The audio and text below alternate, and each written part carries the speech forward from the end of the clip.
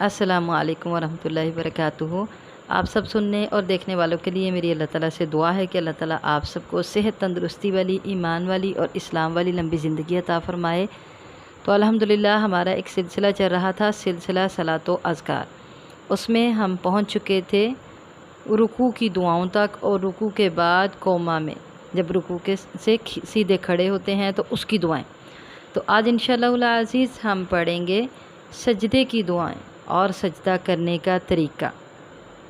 तो सबसे पहले देखें, रुकू से उठ के जब हम दुआ पढ़ते हैं यानी कोमा की दुआ, उसके बाद कोमा करते हुए तसल्ली के साथ खड़े होना है और फिर उसके बाद अल्लाहु अकबर कहते हुए सजदे में जाना है। और सजदे में जाने का तरीका ये है जो अहादीस से पता चलता है।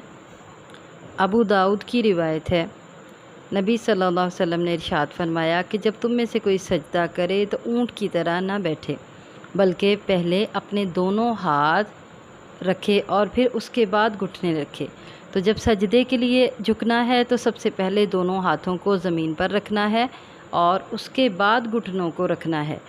ऊँट पहले घुटने रखते हैं और उसके बाद अपने हाथों को। तो हमने ऊँट की तरह नहीं करना, बल्कि पहले दोनों हाथों को सजदा करते हुए जब झुकना है, दोबारा सुन लें, सजदा करते हुए जब झुकना है तो पहले दोनों हाथों को ज़मीन पर रखना है और फिर उसके बाद अपने घुटनों को ज़मीन पर रखना है और फिर सजदे में जाना है। जब सजदे में जाना है तो इब्न अब्बास रज़ी अल्लाह ताला अन्हु की रिवायत है, जो बुखारी और मुस्लिम की रिवायत है। उसके मुताबिक नबी करीम सल्लल्लाहु अलैहि वसल्लम ने इरशाद फरमाया कि 7 हड्डियों पर सजदा करने का मुझे हुक्म दिया गया है। तो वो 7 हड्डियाँ कौन सी हैं? पेशानी है, दोनों हाथ हैं, दोनों हाथों की हथेलियाँ और दोनों घुटनों पर और दोनों पाँवों के पंजों पर।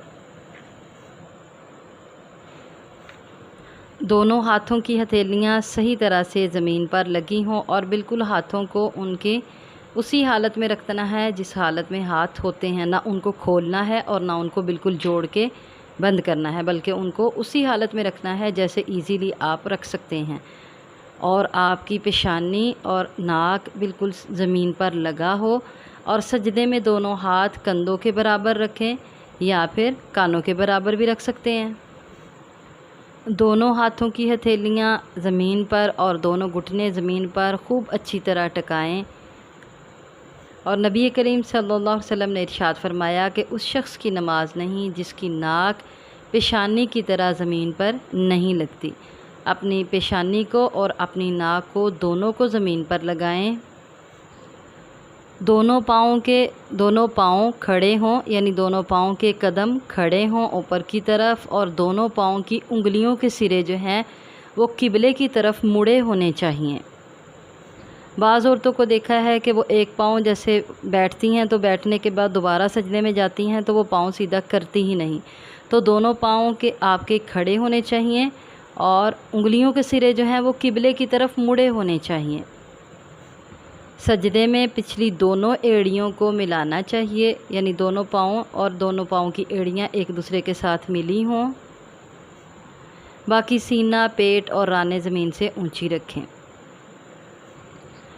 पेट को रानों से और रानों को पिंडलियों से जुदा रखें और दोनों रानें भी एक तरह से अलग अलग रखें, एक दूसरे से अलग अलग होनी चाहिए।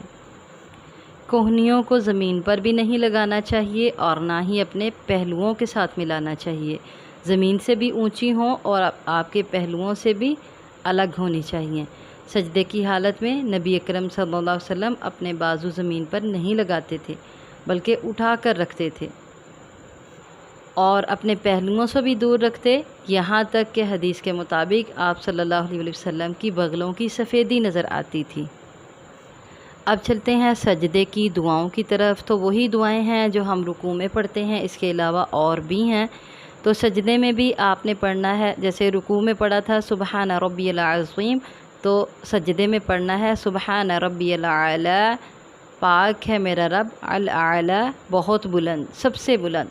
इसको 3 मरतबा पढ़ सकते हैं, 5 मरतबा, 7 मरतबा भी पढ़ सकते हैं। और कोशिश करें ताक रखें। बाज़ लोगों को गिनती याद नहीं रहती, अगर वो ताक ना भी रखेंगे तो उन पर कोई गुनाह नहीं है, लेकिन अगर ताक रख सकें तो ज़्यादा बेहतर है।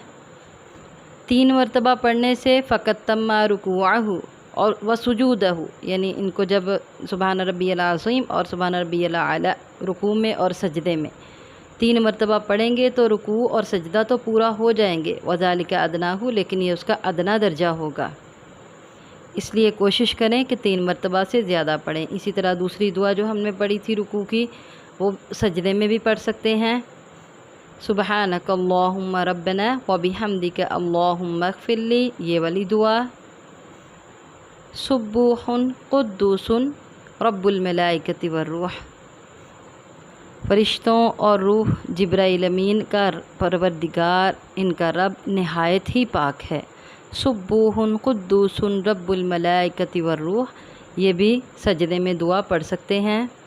اس کے علاوہ اور بہت سی دعائیں جو سنت سے ثابت ہیں اور جو احادیث سے ثابت ہیں، وہ دعائیں پڑھی جا سکتی ہیں۔